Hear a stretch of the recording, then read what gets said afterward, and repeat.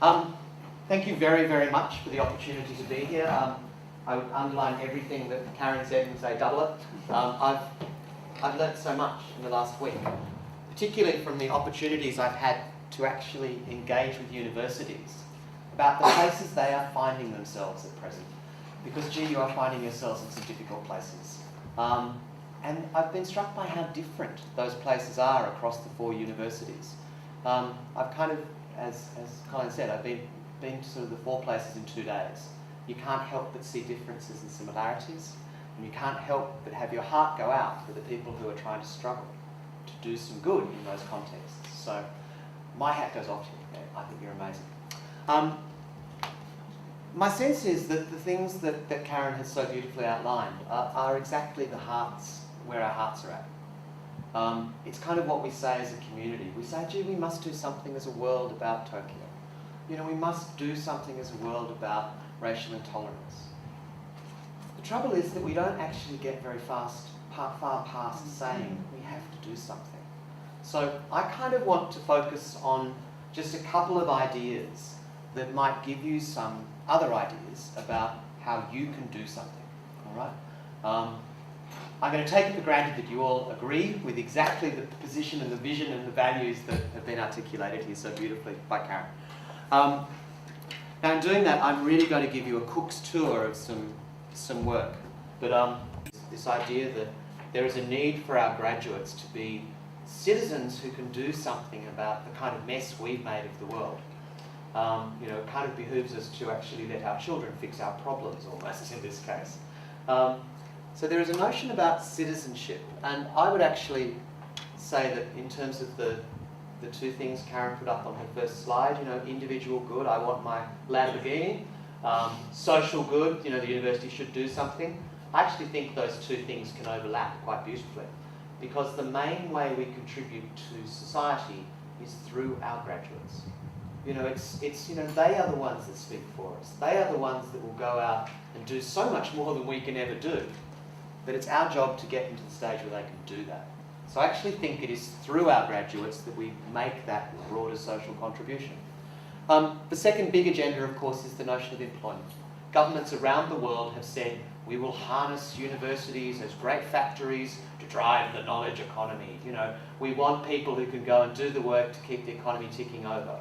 So there is a closer interface between employers and universities than there ever has been before. However, I don't think that runs in the face of graduate attributes, because one of the things that leads to a full and productive life is being satisfied with the work that you do and feeling that you can, through your work, contribute to society. Because the main contributions we make to society are not through the things we do around the fringes of our job, they're through our jobs. You know, it's what I do as a lawyer that lets me contribute to society. Not the fact that I do that job and then I also go and volunteer at the local soup kitchen. It's mainly through my work. So let's make that work count, and I think that's fine. The third thing that is flying around at present is that we spend an awful lot of time and energy on the education business, all right? There are different ways we could do that will be productive or an absolute waste of time as far as society goes. If we choose to bring in our students from out there, lock them up in closed classrooms where the outside world can't see it, make them sit quiet and listen to us, and then send them out, then we haven't actually had much impact on the world out there, have we? In fact, we probably had little impact on them in here. But if we choose instead to take our teaching and learning out there, to go outside into the communities, to use the sorts of challenges that people are really facing out there as learning opportunities for both them and for us, then I think we've chosen a way of teaching and learning that plugs the university directly into doing social good. So there's a third level, which is around the idea that the very choice of teaching and learning processes itself can make a difference. Dare I say, we're not doing any of those 3 very well yet, but we can. And that's kind of where graduate attributes come into the picture. The thing I would say about graduate attributes is do not get hung up on the list, all right? Everyone spends so much time coming up with the list. And if you look around the world, everyone develops lists. There are more lists. There's Karen's list, there's your list, there's my list. You know, the lists are the lists. The lists are only there because they serve a purpose. They are potentially a tool for starting to drive useful change.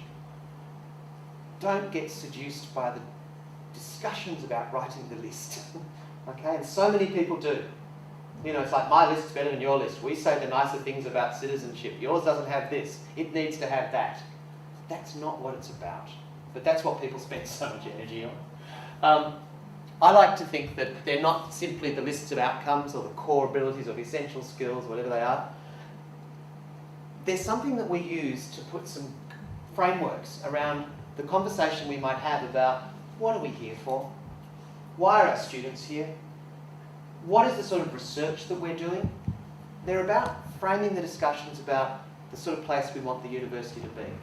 And in particular, they are about a way of making sure that that vision is embodied in the thing that our students remember and learn from most, their experiences of teaching and learning. Okay? Learning isn't something that happens apart from the fact that you have to experience something for it to happen. Graduate attributes are a way of saying, make sure those experiences are true to the university's values and missions. If that's the idea that you have for graduate attributes, you're halfway there. Okay? If you have a place that is saying they're about outcomes to be bureaucratically checked off and ticked off in little boxes, held up as a defence force, defence against the external auditors, it's not what they are. Okay? Well, they can be that, but it's not a very useful one, and it's not one I'd like to have spent my life thinking about. So they're a way of starting a conversation, and they're a way of framing a conversation. Conversations need to involve people, so they can't be developed by one part of the university and dropped on the rest. Okay? They need to be a conversation, which means that you take several goes at developing them. I write on all of ours, draft. Even the ones approved by Senate, draft. We'll come back to you with some new ones as times change. So they can also be in the future a way of keeping you current. There are three key things that have come out as being important, and I'm only going to speak about one of them, because of all of the places I've visited, you are the only one who's already got number one right. And I would like to think that was partially because of some of the visits and discussions that might have gone into it. I want to talk about the importance, though, of why you've got a two-tiered framework. Because what Delia's described is exactly the right thing that I think that you need to do, but there are some hidden benefits and gems within doing it that way that I just want to point out to you. Okay? But the second thing I want to do is look at how you actually get this conversation to move beyond a conversation about learning outcomes. Because if I say learning outcomes to my colleagues, they kind of glaze over. And if I think about the thing that I hate doing most in my teaching, it's writing my subject outline, it's writing the learning outcomes. It's like, because I know, of course, if my learning outcomes are lousy, I'm really going to cop flack for it. So I really have to think hard about it. Once I've written them, I never go near the silly things. All right? We also know from the research about learning outcomes that writing them doesn't really make much difference at all. What you need to do is make them come alive for students. In other words, the outcomes themselves are really only the first part of a conversation with students about their learning anyway. It's the same as writing assessment criteria. We can discuss that further if you want. But then I really want to talk about how you make it fly in terms of learning and give you a couple of ideas for how that might work. Okay? All right. The importance of two-tiered statements. What has been? Let's go to that. What has been articulated? You might see some familiarities: lifelong learning, global citizenship, scholarship. These are the big mission values of Sydney as well. What has been articulated at that top level are a particular type of outcome. Right? You've all heard of things like Bloom's taxonomy, haven't you? The idea that learning outcomes ain't learning outcomes. There are some that are more complex than others. Why wouldn't you expect a statement of graduate attribute outcomes to have some that are more complex than others? Of course you would. What this university has done is build on that idea and articulated the top level of outcomes as being these overall dispositional stances, ways of being in the world, as Ron Barnett would talk about them. What Gibbons and Nowotny would call mode 3 knowledge, if they wanted to go that far. All right? But the idea that you can no longer simply have this idea of knowledge plus skills to bring the knowledge into the world, that you really need a fluidity and flexibility of mind to let you handle uncertainty, to let you handle plurality. That's really the sorts of outcomes that have been articulated by your top-level statement. Think about those sorts of outcomes, think about Bloom, and now let's add constructive alignment. Okay? Lesson number 2 in all good teaching courses, isn't it? You pick the right teaching, you pick the sort of teaching and learning activity to match the sort of outcome you want. If your list of outcomes has a particular type of outcome at the top, those 3 ones, it probably behoves you to know what are the types of learning experiences that develop it.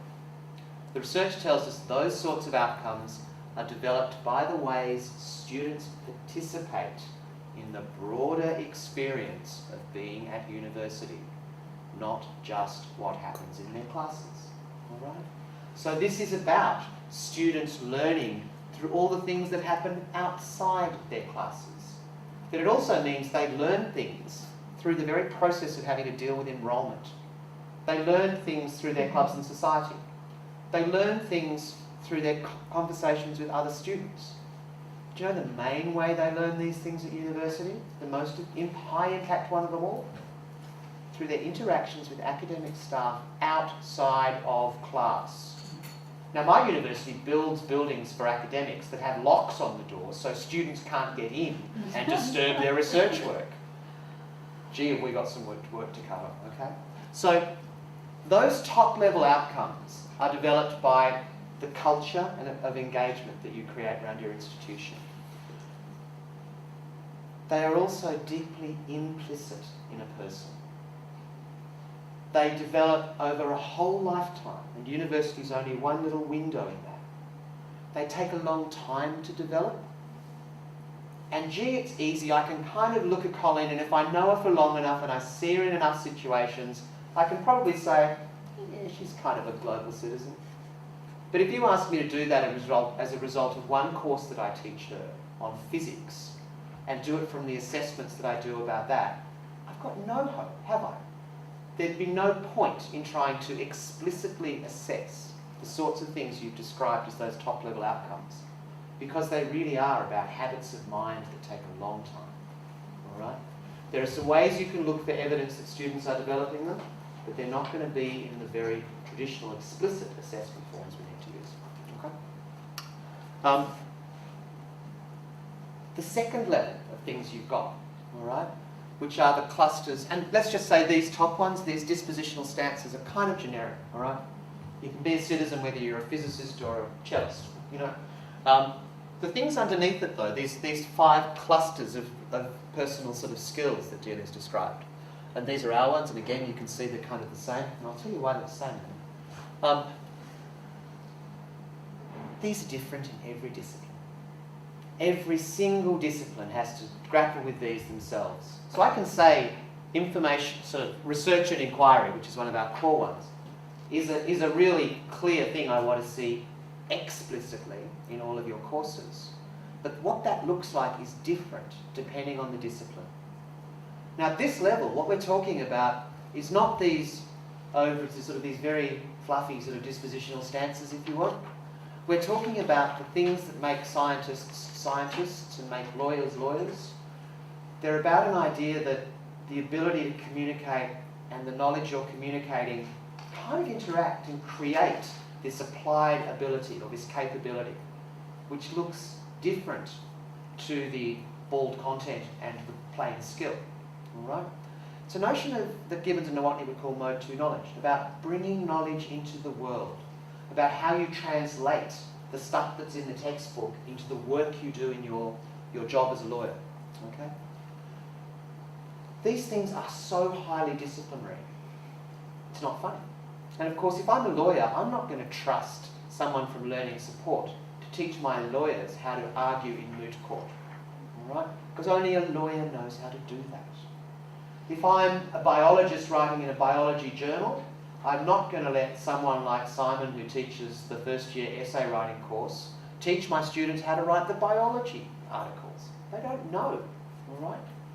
By the same token, the very act of writing about biology changes biology.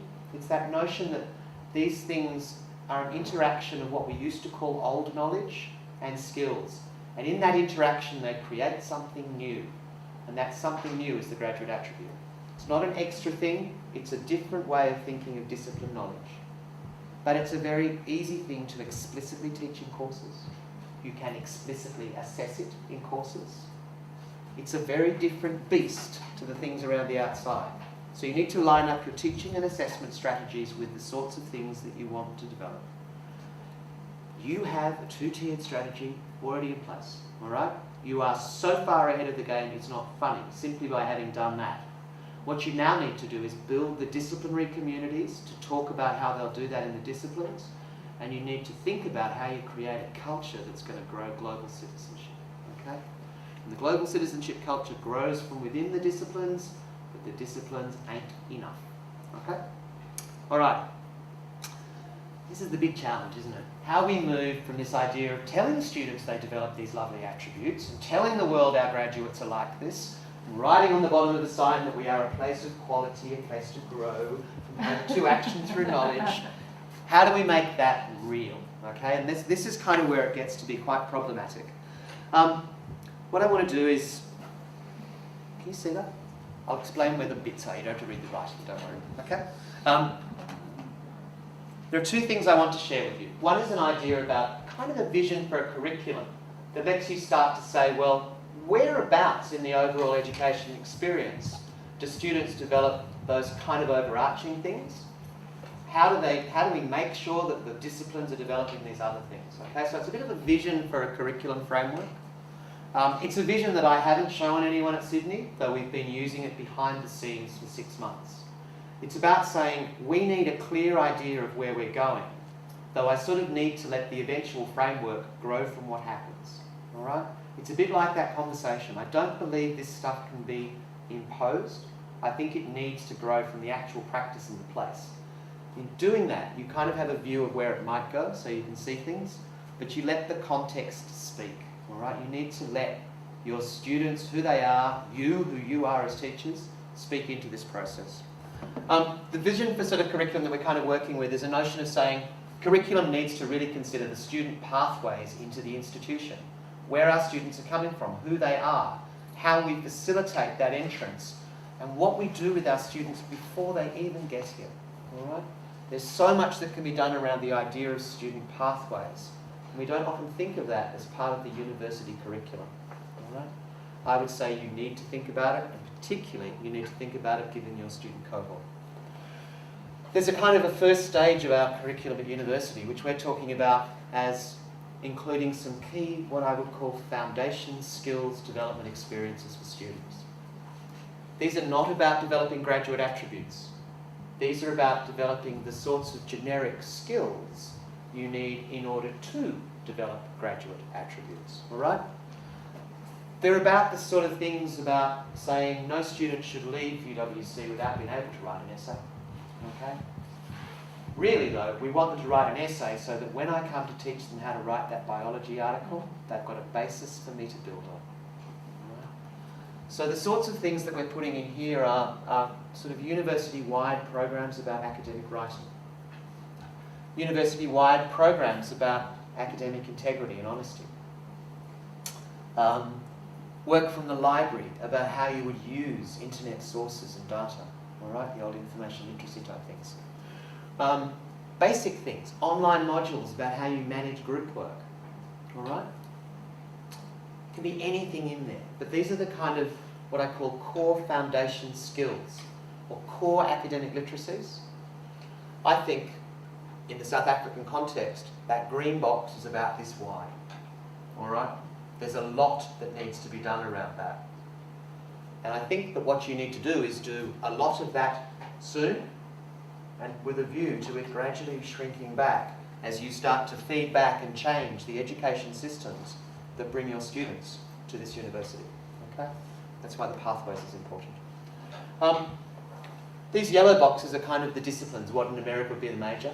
That's where I'll talk about how we mess with the disciplines in a second, all right? But let's leave them alone.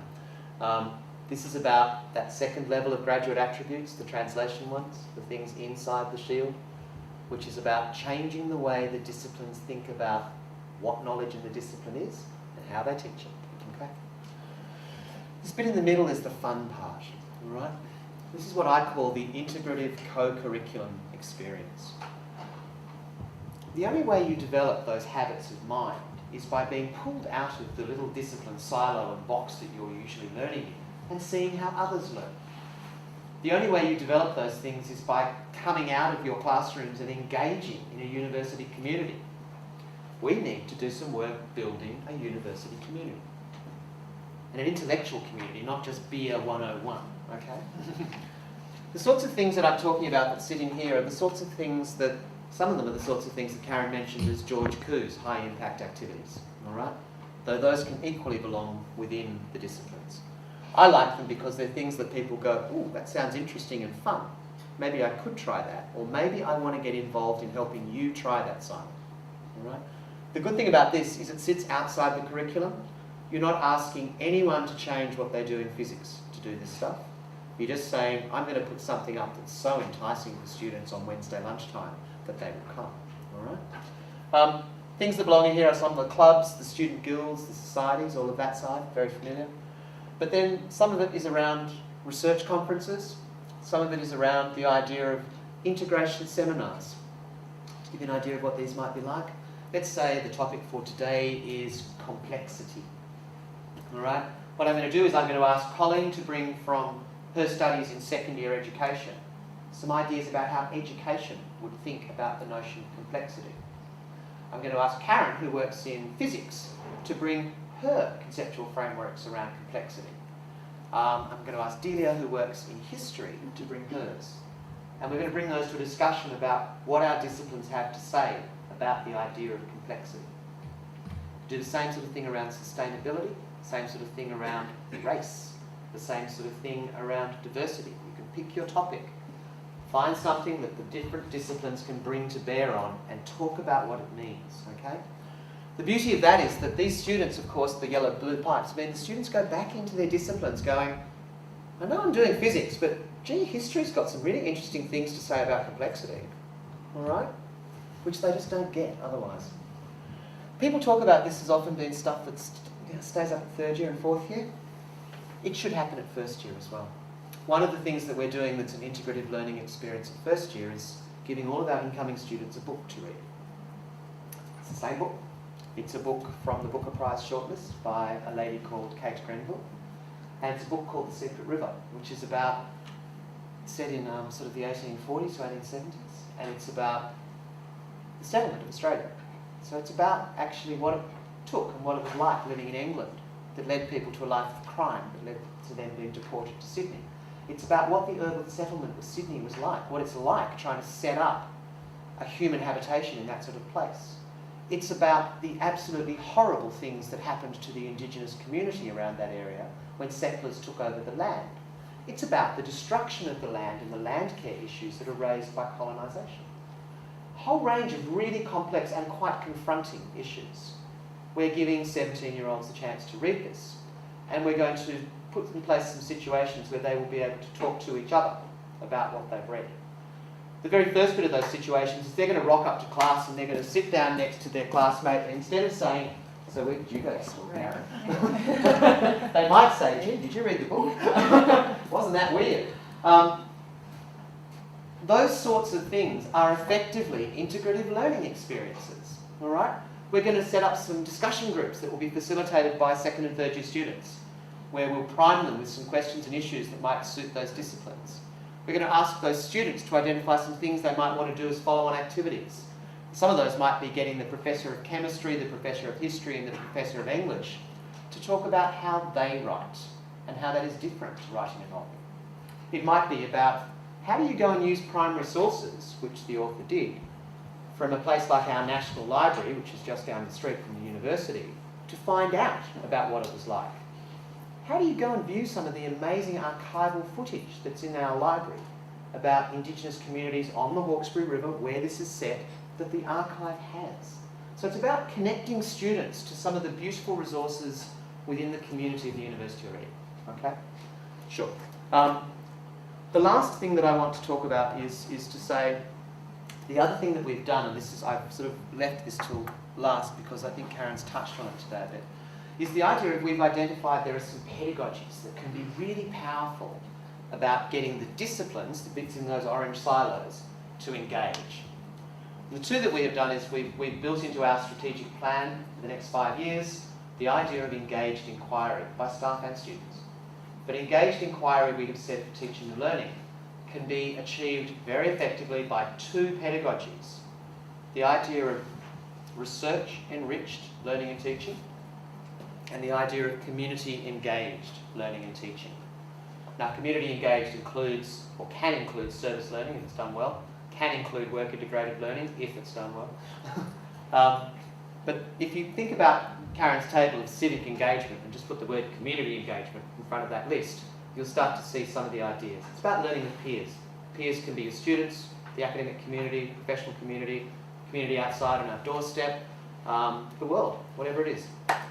The other one, though, is fun. It's research-enriched learning and teaching, which is saying we're a research-intensive university. Our staff are there because they are really top-notch researchers.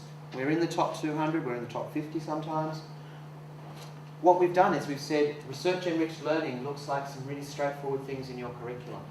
It's about teaching your students about research in your discipline and how research is done, all right? That's a really familiar way for staff to think about their curriculum. They think about the content, don't they? In this case, it's the content about research. Second thing that people think about with curriculum is about the teaching and learning processes, what we call TLAs, teaching and learning activities. In this case, we talk about it as it's about students learning in research-like ways. What's research like? You ask questions, you make hypotheses, you take risks and you get things wrong, okay? It's about that sort of learning. The third thing is because learning outcomes are entrenched in some places, and goodness knows why, some people like them, it means that your outcomes should be a bit more research-like. They should be investigative, they should be creative, they should be, dare I say it, exciting. All right? All the things that learning outcomes usually aren't. But the other thing, of course, is that your research is more than what you do at your lab bench. It's actually about the way you engage with the other people who do research around you. It's about the whole ethos and values that surround research. So this means we've got to find a way in our teaching to engage our undergraduate students in the research community of the discipline, the department, the faculty, and the university. That's really fun.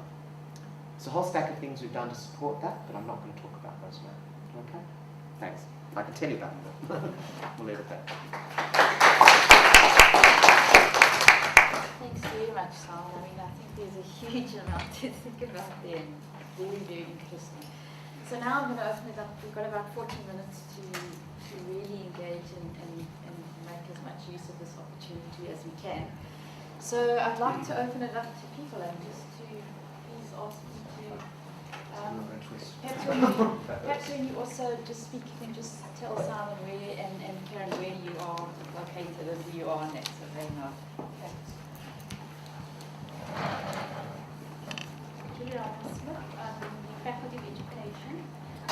Question to Karen. When you showed us that the diverse learning environmental framework, you also placed that within the context of institutional structures, historical, demographic factors, and so forth and so forth. And then you said the center issue is the question of student identity. My question to you is, what is the significance of also, because I saw there was also something about staff identity and what's the other thing now? Student identity, the instructor's identity, and the staff identity. So staff identity and the instructor identity in relation to the student identity. Right. This is a big issue in our institution that we are looking at. What difference does it make? Who's doing all the teaching, and what they look like, and what that means your typical department conversation is when they're having this debate about what matters, what kind of teaching is good, and how do students read who's the teacher. And how does the teacher understand the dynamics between the identity of her students, or his students? So one of the things that we've been working on is increasing the diversity of our staff, both our academic staff and our what we call student affairs staff. as a piece of what contributes to a more diverse learning environment for everybody. And so you've got some, I don't know whether you're starting to do that here or already have, but we have a whole group of researchers who are doing work on the experience in our country of faculty of color, the experience of women as a group in environments that were, used to not want them there or not hire them there or just not think it mattered whether they were there or not. Not always hostile, just hadn't thought of it. So this is part of the dynamic that one has to think about. It is not a matter of saying you can't teach the person you aren't, because that gets us in a very bad box. And where I was, the first institution I taught at had been all male for its first 150 years, and then there were 9 of us on the faculty when it went co-ed who were women. And one of the things we did in year 4 was to survey the students to find out from them what their experience had been like in the curricular and the co-curricular and the career center, in terms of faculty mentoring, in terms of so we could get feedback from them, and we presented that result to during one of our faculty development day-long seminars. And one of the things that I discovered was that one of the areas, and this is in the 70s, so one of the areas women weren't going to was math in the U.S. There's strong gender bias against that, long inculcated and reinforced. We've actually done a lot of good work on that. The department that had the most positive thing said about it by women was the math department. They didn't have a single woman in it. What they had figured out, and what I then wanted to say, what are you doing that reaffirms these students? So, and one of them you could tell, I think one person said, well, the last 3 winners of the math prize were female. It was an environment that they created that said, we want the best mathematicians. Not all, and I think there's a lot to be learned from what is it that reaches across the differerences that reaffirms. So there's that's another area of really interesting research. Some of you, I think it's so exciting that maybe you've known this before, but that you will now have access to some funds to reinvest in the very next step you're doing in this process, in thinking about your courses and doing some research about what makes a difference on your campus. And I just encourage you to be sure, as if 10 people get them the first year, arrange for you to talk to each other as you're getting it, because that'll end up being some of the most important times is when you're sharing your learning with other people and they can be feedback for you. And then, by all means, share it widely in the community. And maybe even share it as you're doing it so you can get some feedback from people. Are you finding this? This is what I seem to be finding. Are you finding some of this anecdotal? Is there some way you can do this in your course? Go ahead. Can I just add to that about the identity questions? I think identity and graduate attributes are so close together. We're talking about, the way we talk about it at our university is for the students. It's about becoming the person you can be, which is kind of a nice way to think about this. It's about me. There's an investment in that. But of course, if you take what I said before about some of the ways students develop this is through their interactions with staff, then basically we need our staff to be the sort of people they should be, or that they can be, is the way we talk about it. So being the person you can be to support students in becoming the person they can be is kind of a nice way to think about it. We did a bit of one keynote I gave in Canada a little while ago. I got the audience to actually think about, they'd all signed up to these graduate attributes. They kind of said, yes, we want everyone to be considerate, we want people to have ethical stances, we want them to respect multiple perspectives. And I said, right, now tell me what research is like in your department. Tell me what research would look like if you were going to embody these sorts of attributes. And they kind of went, ooh. So the whole competitive, individualistic, grant-grabbing way that we get money to support ourselves needs to change. There were some interesting things about the way we have structured, I think, our academic communities that really start to be thrown into stark relief by saying these are the values we want our students to start to develop and pick up on. So there's a question, I think, about academic identity, which becomes absolutely central to the Graduate Attributes Project, which you know, it's shifting ground, isn't it? If you look at all the work on academic workforce and how we work and what we do these days, the erosion of academic autonomy, the absolute imposition of managerialism, then I think we need to be handling this process very carefully, because if we handle it the wrong way, we will make it worse, not better, if that makes sense. I wonder if I could, thank you. I'm Wendy Woodward. I'm a Deputy Dean. Is this working?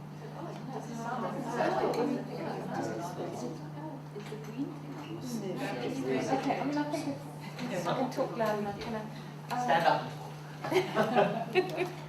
Oh, there, it's working. Okay. I'm Wendy Woodward, Deputy Dean of Teaching and Learning in the Arts Faculty, and I'm in the English department. And I'm very glad you just mentioned that, because for me, a pressing issue at the moment, and I think this was something we mentioned on Monday, and you were going to talk about it on Tuesday, and I was teaching on Tuesday, so I didn't hear the answer, and I'm still holding my breath.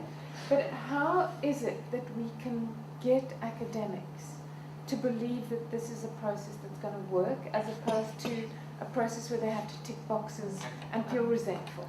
Good. Yeah. That's a very good question, and it's obviously not something I can give you a 2-second answer to. But I will point out some key features that I think need to happen. One is that I believe it needs to be collaborative and engaging from the word go. You don't impose things, you don't drop things onto people.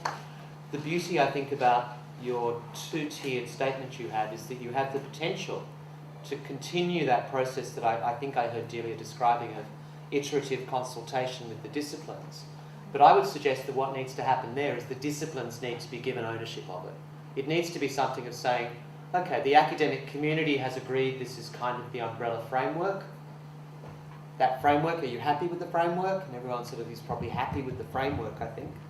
It's in a case of saying, okay, you are the Dean of the Faculty of Arts. It is up to you to think about how you might engage your academic community, and I would say that includes students, external stakeholders, future students, past students, whoever you want to get into it, in the discussion around what those things might look like in my discipline. And this is very much around the disciplines saying they will articulate what sits underneath those 5 headings, or whatever they were, 6 headings. So there's that process first, and building that engagement is one thing. Unfortunately, that's kind of okay, and I wouldn't get hung up on that process, and it's probably sort of started. But the thing that I find much more fascinating is jumping straight to that idea of the signature learning experiences, about having a conversation about what this place is like. And you seem to have that conversation quite regularly in South African universities about trying to articulate your vision and mission. The challenge, I would say, is, well, if that is our vision and mission, what should the learning experiences be like for students in the Faculty of Arts? And I'd be saying, well, what do you think we should be doing? And you'll find that the academic community actually kind of engages with that in a way that is quite different to engaging with something like bureaucracy around outcomes. If you sort of say, well, what are the things that we would like our students to be proud about the way they learnt in the Faculty of Arts? What are some brilliant things that our students already say are the things they go, wow, that was the thing that made me, that I would say what teaching was like at UWC. These are things I call signature learning experiences, and they're the kind of really absolutely essential things that you need to grab onto. I actually think it's useful to have an institutional frame on those, like we have engaged inquiry. You may have community engagement. You may have community building. You may find something like that that actually goes to the hearts and passions of your academic community. But that means you can start having conversations that are not about bureaucracy. They're about saying, what are the values that we want to see in the way we teach? What are the values that we think are important in our research? That's not a bureaucratic conversation. Once you have those values, I think you will identify brilliant examples already existing of things you're doing. And what you do is build on that sort of affirmative approach of saying, let's build on what is called, I suppose, that appreciative inquiry approach, of saying, let us build and recognise and celebrate the things that are beautiful and good about our teaching, and use that to grow that ethos and idea. So it's a very different sort of change process. Now, that's what you can do internally, but I think at a systems level you need to do some of the things that Ramesh was talking about, that you need to carve out some space in academic staff workload formulas to say we need space for creativity around curriculum. We need to carve out in the promotion process some recognition for the fact that some staff who engage in curriculum development and deliver results should be recognised. And this is how you know that they've done it. Don't make the mistake of just busy work trying to be recognised. A lot of people go, I engaged in 3 curriculum development activities last year, Simon. And I go, yep, and did they work? Can you show me that they led to greater student engagement? Oh no, I'm not really interested in that.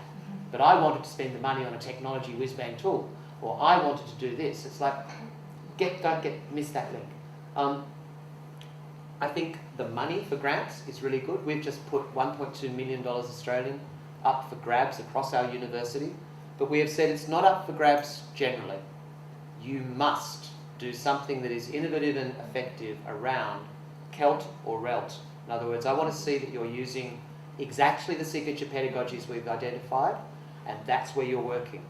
I'm sorry, I know you want to do other things, but this time I want you to focus on the strategic thing for exactly the reason that Karen has said. Because then I can build a community of these people, about people who are engaged on a shared endeavour with some really shared mission and values, and who are doing things that they will genuinely benefit from sharing with each other. So often we set up the, think, pair, share sort of notion of, share what you're doing, get together, and it's like, oh, really? Why? It's got to be with a reason. So things like that. Institutionally, I think central institutions need to put together things like we've developed an evaluation framework that we will say, anyone who gets funding for these projects, we want you to gather this sort of data so I can institutionally start to show that for a spend of 1.2 million, this is how we've increased engagement and student participation across the university. Things like that. Some of it intrinsic, some of it extrinsic. How else do you get change? Okay, thank you.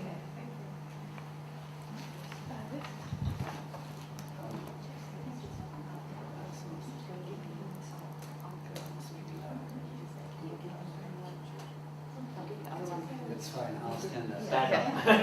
Okay. I'm Jos Koetsier, I'm working in the Division for Life and Learning with Shirley Walters. I'm responsible for after-hours programs and service delivery. And in this university there's a long tradition of actually delivering programs to people who are working during the day. So they are defined as part-time students and they come during after hours. Where there seems to be a very different dynamic actually operating there. To the extent that they most of the time don't get the full action package that students get during the day. We try to actually resolve that in a way by extending the service late at night, but that's not the only thing. I think it's even harder than during the day to get into the academic agendas and the teaching and learning provisions that you are sketching there. I want to know, your institutions, do you have similar situations, or is there a more smoother transition between what you're doing up during the day and what you're doing till deep in the night? In the United States, we have a number of institutions that offer evening classes. Where I first taught, there were 3,000 students, usually 18 to 22-year-olds came in the day. And then we had about the same number at night who were older, who were more racially diverse, and who were working. And it's definitely different. And there are some things you cannot do because they don't have the same time and they disperse. So it puts greater intensity on the experience when they are there. And I think the other, so it means that those should be really laden, rich moments, because it is one of the few times they do come together. The other thing, the adults, when I taught in that, I was very aware that of two things, because there usually are this difference in age. One, how important it is to take as an asset into the classroom their work experience and what they're learning there. So you're bringing the work into the classroom as an area of study, and you might find ways to take some of the course back into the, certain courses would lend themselves more easily. You're in a psychology course. Look at the psychology of, the staff dynamics across, layers of you know, the boss and the assistant boss and the, you know, or, you know, how does your, if you're in business, you can probably find a lot of things that, there'd be a lot of ones where you could go back and create some assignments that actually have them draw on what they're doing during the day to bring back in the class. And the second thing I'd say is that I was very aware that they read work differently. So when I taught Hedda Gabler, the Ibsen play, where the heroine feels absolutely trapped, the 18-year-olds didn't have a clue what was wrong with her. What's the big deal? The adults got it. Although when I taught Color Purple, the students are moving Alice Walker, in which there is a lesbian scene. The students in the 18 to 20 years sailed through that one, and the adults tripped, fell, and one of them went to the provost to complain that I, you know, taught a course that spoke positively about homosexuality, which when he brought me in, I said, that's right. Which actually, he was fine with it. I think he was trying to have the president, I think he said to the president, no, I'll talk to Karen, I'll talk to Karen. But, you know, that was something I hadn't anticipated. So I think some of it is understanding, again, who are your students? What is their identity? What are they bringing into the classroom? How do you make that part of the class? In that same class, I had a student come up to me and say, I am really angry at you. And I'm kind of, oh God, what did I do wrong? And she said, I'm angry that I didn't have a class, this is not about me, but I didn't have a class like this till I was almost done. That is one that somehow she got to be her full self in that classroom. And I wanted to say something about the identity is also who we are culturally. They're who we are ethnically. They're who we are in little habits. They're who we are in ways of being. And some of that is gendered, and some of that is class, and some of that is race, and some of that is faith. But it's who we are, and institutions and classrooms that say, leave 50% of yourself at the door, or 10% at the door, because you're not allowed to take that inside. They won't know what to do with it, and you're too afraid to do it. And they haven't let me know it's safe to do it. It means you're going to have this weirdness, and you're going to have a partial, you're going to deny your classroom this incredible range of perspectives and histories and points of view on an issue that could just widen everyone's, oh, well, I never thought of it that way. Explain what makes you think that. I mean, it gets this mode of interchange. So, but it is much harder, and I think it doesn't have the same luxuries that the day students have. Can I say I think it's probably much more important though? I'm trying to reflect on that. We don't, you know, our evening courses that we teach are our master's courses. They're advanced masters, they're people who are working. But if I think about what the student feedback on those courses often says, it often speaks to the idea of it being a very lonely or insular experience. That it's kind of a bit boring because all they get to meet are exactly the same people that they either work with all day or that work in the same job, you know, but in a different place. So there's not the diversity that you would actually get in some of those courses that have a very strong work flavour. That's at the master's sort of level. So that to me would suggest that you could actually, as well as I agree, the first idea was get the work back in there. You know, don't drag them out of work, take it to work. But about thinking about how you would collectivise some of the different courses that would actually build very productive and profitable bridges between students. So you almost use it as a professional business meeting agency. But saying, if I'm going there and I'm an accountant, I want it to be good to meet some of the lawyers who are also doing that so that when I have that next, you know, problematic case, I know who to talk to. So actually building some of the good interdisciplinary learning that is probably lacking, I would imagine, from some of those professional courses into it. But I also think, well, what are the integrative learning experiences that if you're a sole person going and doing your course in the evening, what are the opportunities you would have for interacting? And that would be a different set of challenges. I don't know the answer, but I'd say think about it and please let me know when you've thought about it. Well, we try to create a sense of community. Yeah. We invented even the concept of the after-hour study zone, which is own lower and showing the dimensions actually what we thought as a good living experience and good environmental experience. But when we looked at the service delivery that we could give, it was mainly at the administrative level. Yeah. And we would never manage to reach deeper into Yeah. teaching and learning experience with the exception of a few workshops that were seen as extras. Yeah. And everybody refused to build that into their regular teaching and learning program where it would have been damn Yeah. successful. Yeah. I managed to do that once into a full-time environment during the day and had 200 students, and they say, I wish we had that a few months earlier. But I think you're spot on. That it has to be something that is built in. It must be structurally built And in, I think therefore you have and to find a where reason. from top of the university it's bought into it. Otherwise you can try for 10 years, if it's optional, nobody will come. Yeah. I think one of the things I'd be saying is, all right, the most powerful voice around that will probably be the students and the employers around that area. Exactly. If you're saying if they say one of the things that I want to get from doing my night class at UWC is the opportunity to interact with other students from relevant professions doing similar courses, make sure you give me that. That platform. Then you've got a platform for arguing. You sort of need you need that lever, you need that evidence base, and the student voice and the employer voice are very strong ones, as long as you harness them and don't let them drive you. Great, and then Alison. I'm Colette. I'm speaking as a student in the education faculty. Fraudulently so because I've just registered now again. But my area of interest is the relationship between lifelong learning and graduate attributes, with a view to how each may assist student success.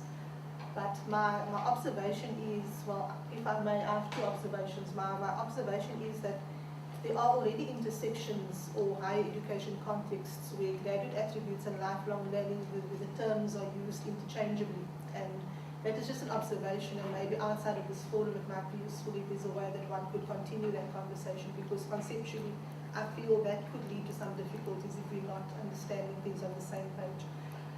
I think emotionally, what I find a little bit, I guess not upsetting, but lifelong graduate attributes is meant to have some kind of enduring quality, and it doesn't feel very often that it does. It's something that feels quite elusive. You don't actually know what you're talking about, to be quite honest. It sometimes with it, and I guess I would want to know and invite your views on, is there a commonly accepted lifespan of a graduate attribute?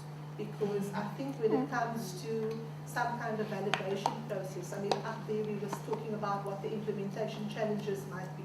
But if we're saying that there are some graduate attributes that are espoused and some that then have to be enacted, and then others that students experience, then the attribute feels to me needs to be quite stable in order to measure in some way. Not that I'm saying that it needs to be a technicist thing that it needs to look like this forever and ever, because that then presents other challenges. Because if you're saying you're preparing students for the world of work, if there's no such thing as a graduate job out there, you also need that flexibility.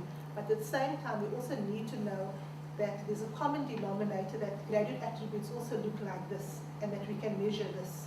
And I'm feeling for myself, and maybe it's because I'm just encountering the reading now, but I'm feeling that sometimes it's not always stable. And I just wanted your views on what that might be. Shall I go first? Sure. Graduate attributes are not stable, because there is nothing about the way we see the world that is stable. It is always changing.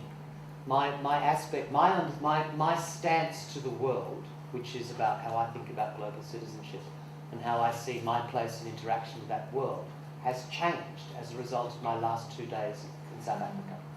It will continue to change as a result of my experiences on my way home. That is about a stance, a way of looking at the world. It's not about saying what that way of looking at the world is, if that makes sense. Global citizenship is about having that stance on the world, rather than saying it is a particular stance on the world.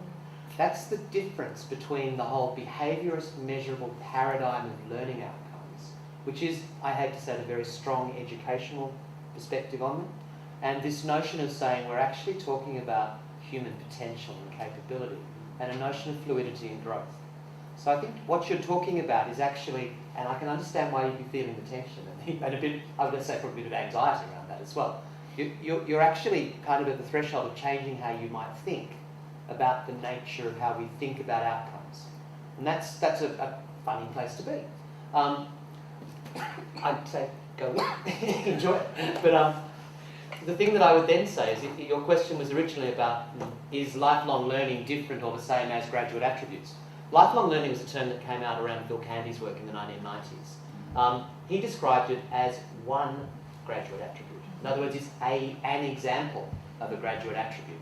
So it's not that the two things are different, it's that lifelong learning is one way in which your graduate attributes might be expressed. That's another thing.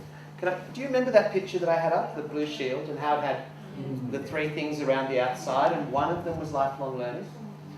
And the 5 things in the middle were sort of research and inquiry, ethics, communication, information literacy. Lifelong learning is one manifestation, or one way that those competencies and capabilities that you develop might be expressed and turned on the world. Those same 5 things can be expressed and turned on the world in terms of a lens of citizenship, for instance. We talk about lifelong learning as your attitude and stance towards yourself as a learner. How I actually engage and position myself in terms of needing to find new knowledge, how I go about thinking about that, the flexibility I have to incorporate new knowledge in existing paradigms and structures that I have built up, my ability to step away from them when they start to get a bit restrictive. Those sorts of things are the things that people talk about around lifelong learning. That is one way of being, one stance that I think is important. So lifelong learning is an example of a graduate attribute. I don't think graduate attributes are stable because we are always learning. I don't think graduate attributes are a defined statement of outcomes. I think they are a domain in which outcomes will exist. So they're not the same as the absolute behaviourist specification of competencies, for instance, that we're very familiar with, that we all hate. Because you you can specify things to the nth degree and you still don't manage to describe them properly. All right? Do you know the story of the research around assessment criteria that's related to this from Margaret Price? Let me tell you about this very quickly because I think it gets the message across. In the old days around assessment, what we used to say is students know what it is that we're assessing. They'll understand what it is we're marking. I can just write 64C, could do better, and that's fine. That's about as specific as I have to get around assessment criteria. All right?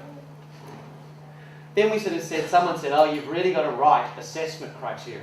So we said, okay, how you will demonstrate that you have achieved this learning outcome is, and we'd write it. And then, of course, the educational developers came along and said, actually, no, you need to specify it using Bloom's taxonomy. You can't just say understand. You need to write it in detail. You need to give them all these complicated rubrics. So we specified it in more detail. And then we sort of went, actually, that's not enough either. What you've really got to do is give the students examples, because it's only when they see the integrated practice that they understand it. And then people went, well, actually, you've got to go further than that. You've actually got to get them to live the experience. So you've got to get them to mark each other's work. You've got to get them to use and experience the use of the rubrics before they can understand the detailed ones, which is the substitute for the detailed things. In other words, they've got to live the experience. Once they've lived the experience, they get it. Once they've lived the experience, they're back to where we were at the start of saying, I kind of know in my head, through the lived experience, what the assessment criteria is. Oh, so now you've got to write it again. In other words, we go through this process of increasing specification and increasing support, and only to realise that to get it across to students or to communicate it adequately to someone else, you kind of have to experience it. So there's something about this notion of the attempts that we do. The other picture about that puzzle is to say, at the University of Oxford, they have never written a learning outcome in the institution's life. They've also never written a course outline or a subject guide. But students who study at Oxford know exactly what they're learning. They know exactly what they have to do to pass. How do they know that? Because they get to engage with a tutor and a lecturer to understand about this and have conversations about their learning all the way through. All right? The only reason we've had to go back to learning outcomes, apart from the horrible technocrats and the people who love putting boxes around things, I hate boxes, as you can probably tell, is because we don't have that luxury of conversation with our students. We actually do have that luxury, we've just got to find some ways to do it with a class of 800 rather than 2. Now you can have that conversation about what learning is as part of your talking about what it is you're teaching every day. It's not that hard, you just need to find a different way.